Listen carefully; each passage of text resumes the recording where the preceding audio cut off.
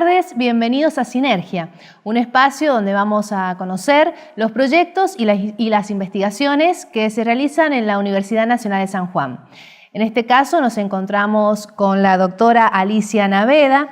Ella es la directora del Instituto de Investigaciones Socioeconómicas. Buenas tardes y bienvenida. Muchas gracias, buenas tardes. Alicia, para comenzar me gustaría que nos comentara cómo son los inicios de este Instituto de Investigación dentro de la Facultad de Ciencias Sociales. Bueno, el Instituto de Investigaciones Socioeconómicas tiene 40 años. Nació junto con nuestra universidad. Así es que fue pionero en la investigación de ciencias sociales en la provincia de San Juan y albergó a muy destacados investigadores a nivel nacional e internacional. Nosotros tuvimos la suerte de contar con, en principio, con personas que investigaban sobre el desarrollo socioeconómico y regional. Todavía contamos con algunos de ellos, otros ya se han jubilado, algunos nos han dejado, pero correría riesgo de nombrar a algunos y dejar a otros afuera. Pero bueno, vale la pena mencionar al doctor Alberto Gago, el doctor Leopoldo Ayub, la licenciada Marta Navarro de Coria, que fueron personas iniciadoras. El licenciado Cacho Cortines, para nosotros, Alicia Muro, la licenciada Alicia Muro de SEBA, bueno, una cantidad de personas que abonaron un terreno muy necesario en las ciencias sociales de la provincia de San Juan. ¿Y qué se investiga justamente en este terreno? Bueno, en los inicios la preocupación central estaba vinculada al desarrollo, a la problemática del desarrollo, sobre todo al desarrollo regional en aquel tiempo. En este momento se ha ampliado el abanico y tenemos 20 proyectos de investigación desarrollándose en 20 equipos en este momento, que abordan temáticas sumamente diversas. Hay proyectos sobre género, sobre, por supuesto, desarrollo y territorio, circuitos de acumulación, la problemática del Estado, las políticas públicas, políticas de transferencias de ingresos. Hay proyectos sobre educación, sobre salud, sobre diferimientos impositivos, sobre conflictividad social, digamos que... un amplio abanico de temáticas. Muy amplio porque el instituto es un ámbito interdisciplinario.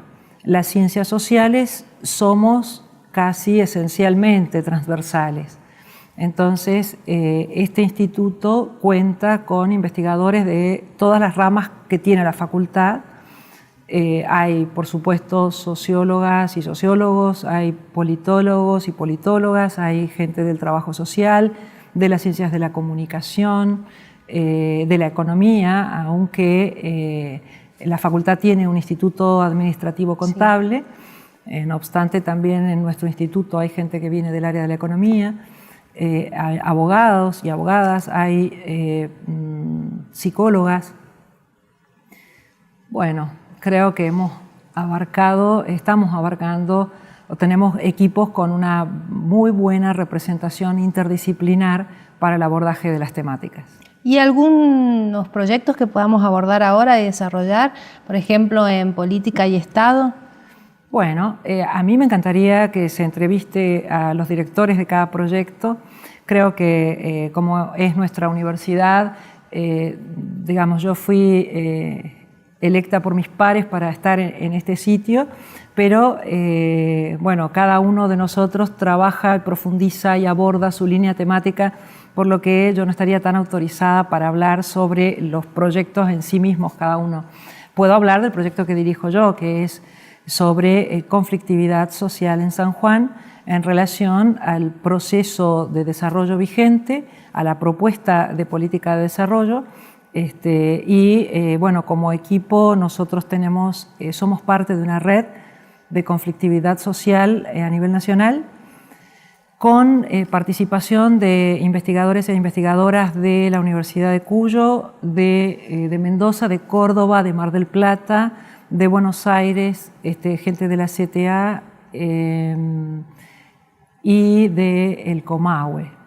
En este momento, esa red de conflictividad social en Argentina, estamos generando publicaciones y estamos generando producciones tratando de hacer comparables las diversas situaciones que se viven en distintos lugares del país en relación a los movimientos sociales y a la conflictividad, tanto aquella que nos expresan los medios de comunicación masivos como aquella conflictividad que aparece, que no aparece justamente, que está invisibilizada por los medios, pero que representa de algún modo la expresión de grupos que habitualmente no son escuchados.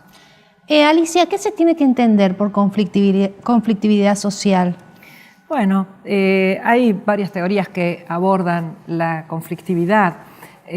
Nosotros básicamente lo estamos tomando como los procesos de resistencia a la propuesta de las clases dominantes en cuanto a las condiciones en las que se desarrolla la vida. A ver. Por ejemplo. Digamos, a través de las políticas públicas, los gobiernos impulsan su concepción de la sociedad y su concepción del desarrollo. Esa concepción de desarrollo muchas veces está reñida con los intereses y con los deseos de grandes capas de población. No es cierto que el crecimiento del Producto Bruto Interno o del Producto Geográfico beneficie por igual a distintos sectores que componemos la sociedad, que somos parte. Entonces, nos parece, dentro de las ciencias sociales, hubo un gran boom para estudiar los nuevos movimientos sociales que provienen en realidad desde el Mayo francés, digamos, desde finales de la década del 60, año 68, en el que aparece en el escenario una nueva conflictividad, o al menos así lo denominamos nosotros. ¿Sinónimo de lucha? Sí, claro que sí. Es sinónimo de lucha y es también, de alguna manera, heredera de las grandes luchas de los movimientos de trabajadores que se desarrollaron durante el siglo XX y a través de los que los trabajadores y las trabajadoras consiguieron una cantidad de beneficios. Entonces, es sinónimo de lucha, pero es una nueva lucha, son nuevas formas de expresar la lucha. Muchas veces, y esto está vinculado a las características que tiene el trabajo a principios de este siglo XXI, donde la sindicalización ha ido retrocediendo en pos de que el escenario del trabajo se ha convertido en un ámbito de alta precariedad y donde, de algún modo, sobre todo en el caso argentino, a partir de la crisis de 2001-2002, hay un gran cuestionamiento a las formas tradicionales de la dirigencia, tanto política como de la dirigencia sindical. Y esto, de algún modo, implica una nueva manera de hacer política. Por ejemplo, en el caso de la exploración de cianuro en Jáchal, que no hace mucho han habido una serie de manifestaciones del pueblo jachallero para resistir la exploración de uranio y para evitar la explotación del uranio. Sin embargo, esto no ha recibido gran difusión en los medios masivos, ha tenido grandes críticas por parte del gobierno, incluso una desafortunada afirmación de un ministro que señaló que si Jáchal no quiere uranio, bueno, que busquen ellos la manera de conseguir dinero, porque como si el desarrollo tuviera una sola vía, como si solamente la propuesta de las empresas transnacionales, que son las que están en este país y en general en toda América Latina y por supuesto en todo el mundo, pero con mucha fuerza en el capitalismo periférico, en los países que no somos centrales, invirtiendo fundamentalmente en recursos naturales y aprovechando las ventajas comparativas que le puede dar la mano de obra barata, la disponibilidad de mano de obra barata, o incluso aprovechando las leyes de flexibilización laboral o las leyes que hacen que se puedan repatriar las divisas y las ganancias a los países de origen de estas empresas con una escasa regulación para nuestros países. A mí me parece, o a nosotros en el equipo se discute que pensar que el oro de San Juan se está yendo dejando un 3% de lo que se declara en boca de mina es al menos es una situación absolutamente cuestionable. Entonces, volviendo a lo de Hachal, que fue con lo que inicié. ¿Tomaron ese caso ustedes? Nosotros hemos estado en diálogo y hemos entrevistado a algunas de las personas que lideran este movimiento y ellos dicen, no queremos perder el patrimonio natural, no queremos perder el patrimonio cultural, queremos un desarrollo definido por nosotros. No impuesto. No impuesto.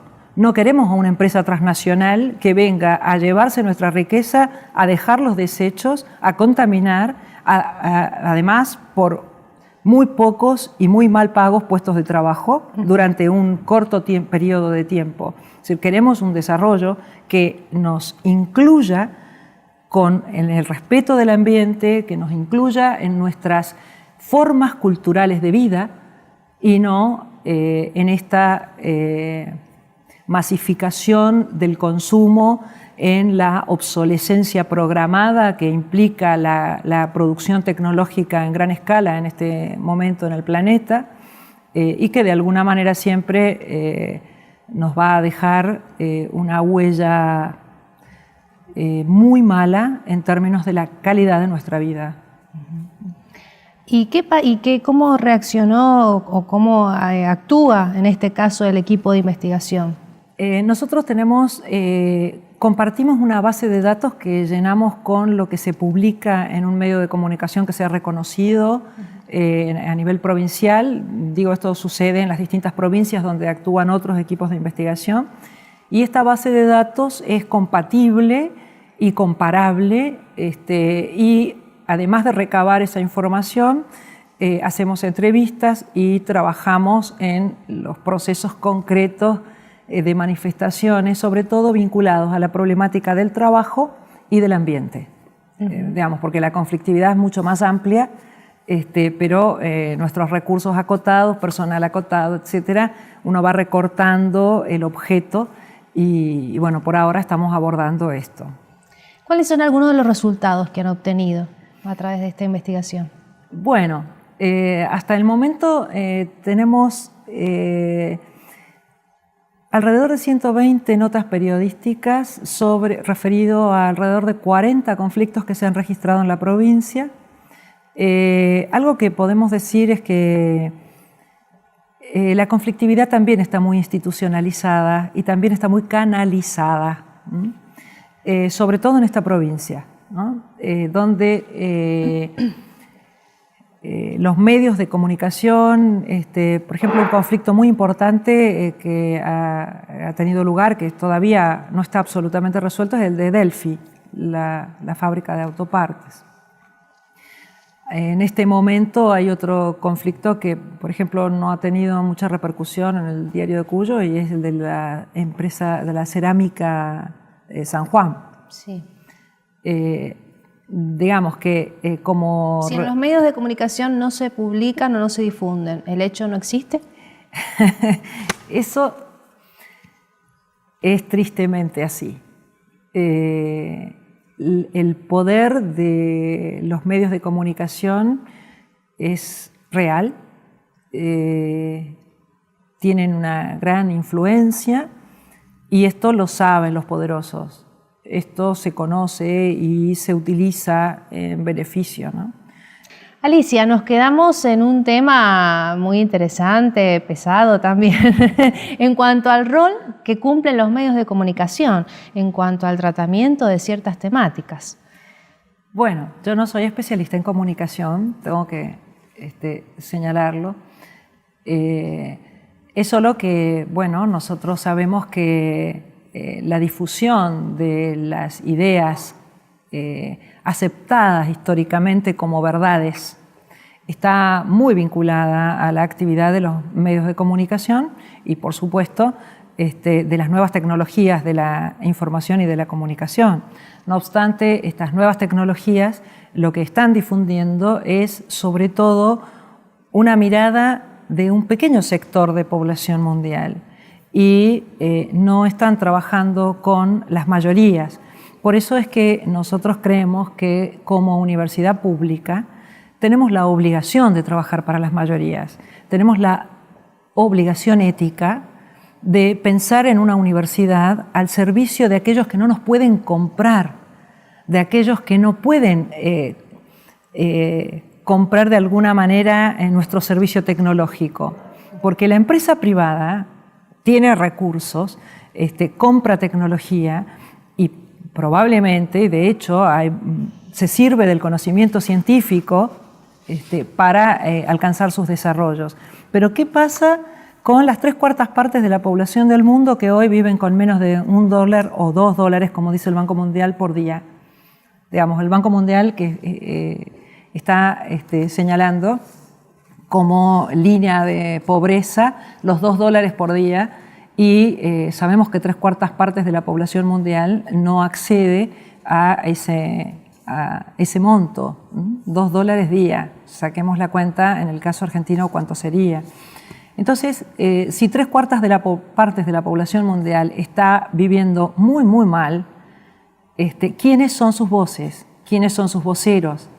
Tiene que pasar algo tan atroz como lo que está sucediendo con la crisis en este momento muy mal llamada crisis de inmigración, que no lo es una crisis de refugiados, pero además de refugiados que son producto de la forma en que el capital y las potencias capitalistas penetran en distintos países que tienen de algún modo algo que a esos sectores de población les interesa. Llamémosle petróleo, o desestabilizar determinados gobiernos en función de apropiarse de los recursos de esos países. Entonces, pensar que este orden mundial es democrático, equitativo, incluyente, creo que es estar pensando lo que los poderosos quieren que pensemos y que es absolutamente, diametralmente opuesto a la realidad. La realidad es que vivimos en un mundo profundamente inequitativo, profundamente desigual, donde la concentración de la riqueza no solamente está en muy pocas manos de población, sino que está centralizada en determinados países. Las 200 mega empresas transnacionales más grandes del mundo tienen ingresos equivalentes a 3/4 partes de países del mundo, las empresas en sí mismas. Y estas empresas tienen a su vez sus casas matrices en países que corresponden al grupo de los 7. Entonces, creo que nosotros desde la periferia del capitalismo, desde la universidad pública y pensándonos históricamente, bueno, pues tenemos que investigar y tenemos que indagar y tenemos que trabajar junto a estos sectores de población históricamente no beneficiados.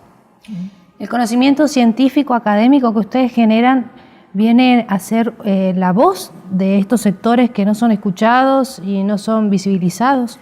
Ojalá así fuera, ojalá así fuera. Hacemos lo posible para que eso sea. De hecho, con el auge del neoliberalismo, se instaló en la Universidad Nacional esta idea de la venta de servicios.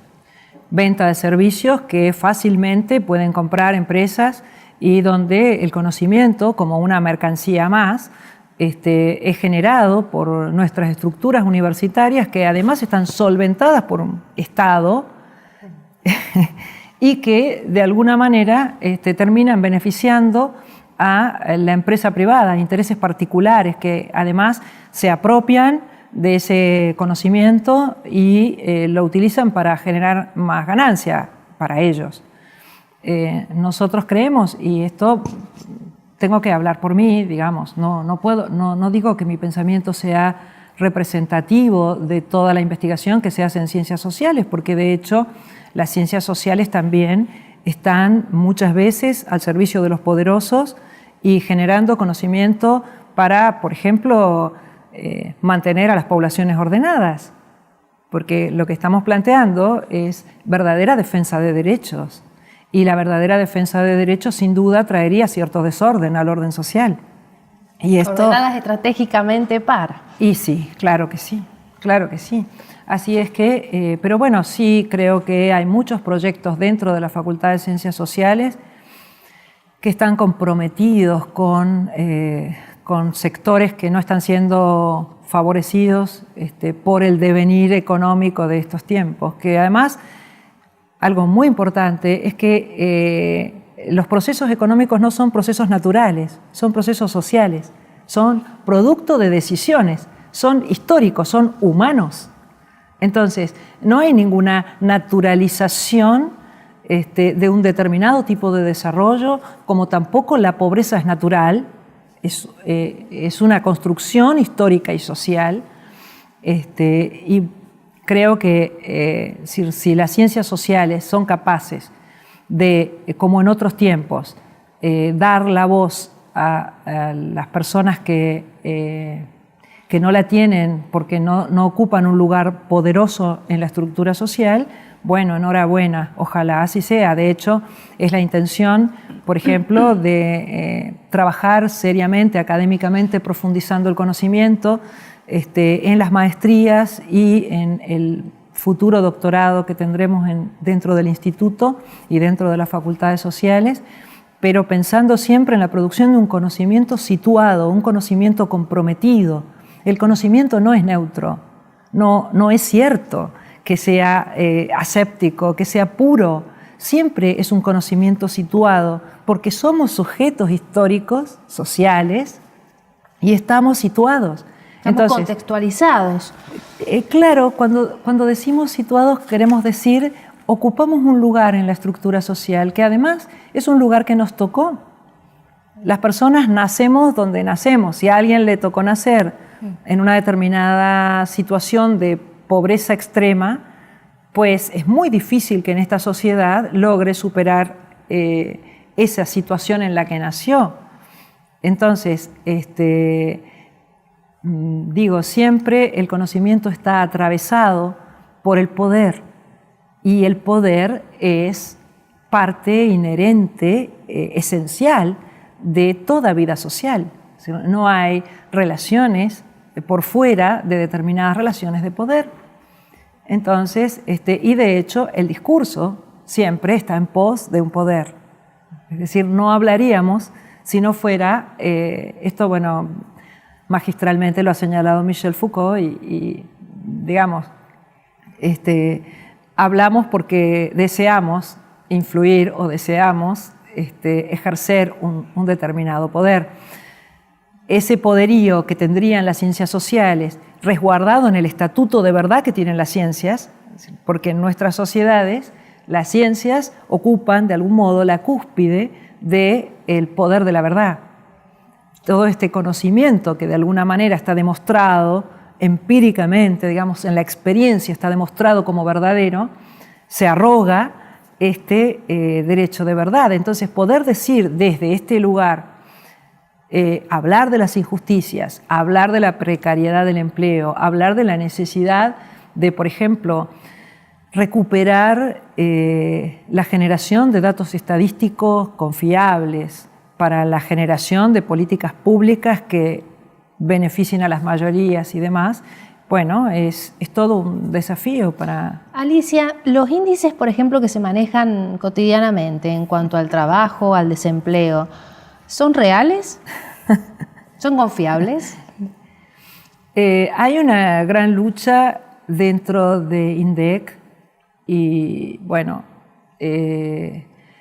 conozco una cantidad de personas de las ciencias sociales que están cuestionando la fiabilidad y la forma en que se están haciendo ciertas mediciones estadísticas en este país.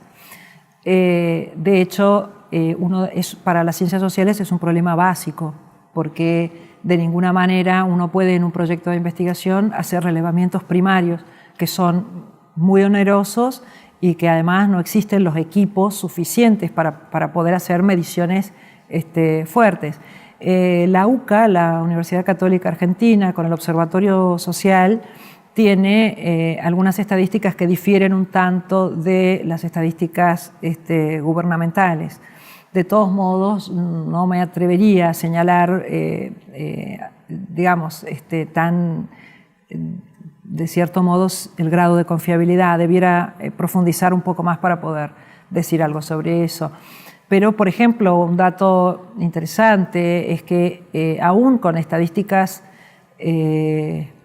oficiales, en el caso de San Juan, que nosotros hemos tenido tasas de crecimiento cercanas al 11%, que son tasas muy altas, sobre todo previos a la crisis de 2008, que implicó un aquietamiento del nivel de aceleración que tenía la tasa de crecimiento, y al tiempo que el producto, digamos, la torta de la que siempre se habla, que habíamos generado, crecía tan rápidamente, el empleo solo crecía en el 1%.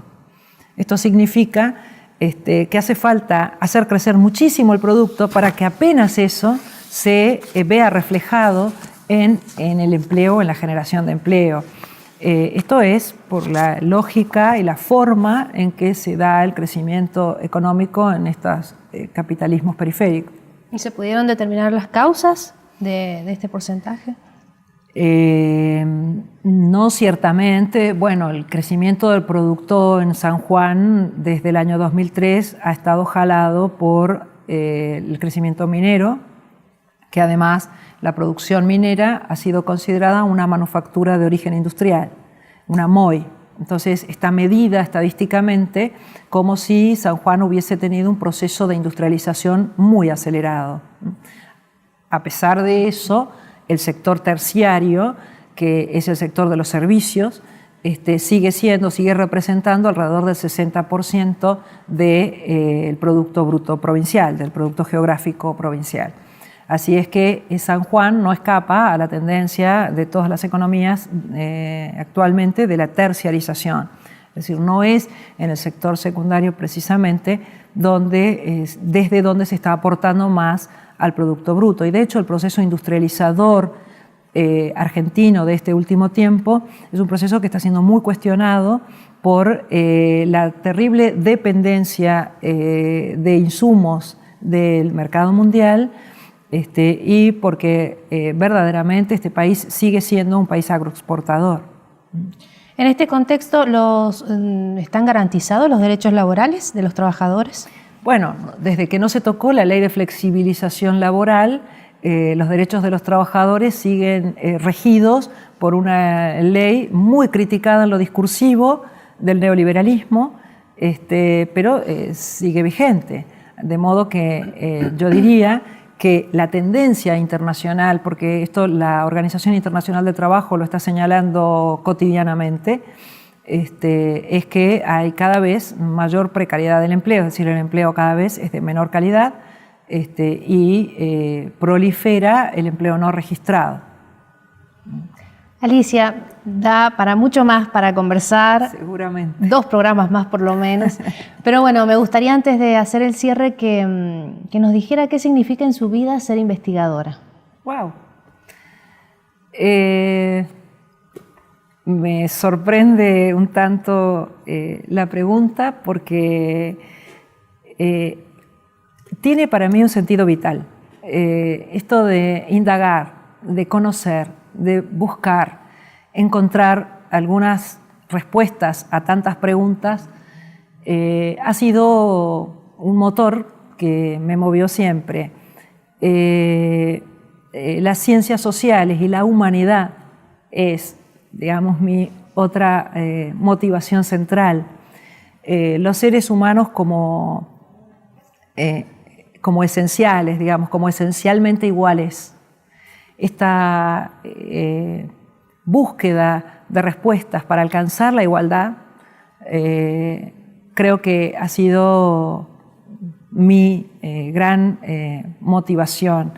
Y encontré en la Universidad Nacional, yo he sido formada en la Universidad Nacional, a la cual le tengo todo el agradecimiento, porque además no solo me dio una excelente formación de grado, sino que me permitió postularme a becas en el extranjero para hacer mis posgrados, cosa que alcancé desde esta aparentemente humilde provincia de San Juan, donde tuve ocasión y de hecho muchos investigadores de nuestro instituto también lo hacen y tienen una gran presencia internacional en la producción de conocimiento y en la búsqueda de respuestas, que todavía obviamente no encuentro, de cómo construir un mundo más justo, de cómo trabajar junto a, creo que de todas maneras la universidad es nacional, pública, laica, gratuita, es un ámbito propicio para esto, es un ámbito en el que es posible que nos encontremos muchos de los que pensamos parecido, pero sí creo que tenemos esta gran deuda con la sociedad de nuestro tiempo,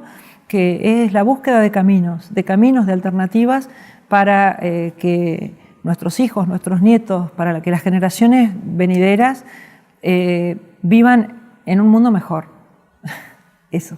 Muchas gracias, gracias por visitarnos. No, de nada, gracias a ustedes. Felicitaciones por el programa.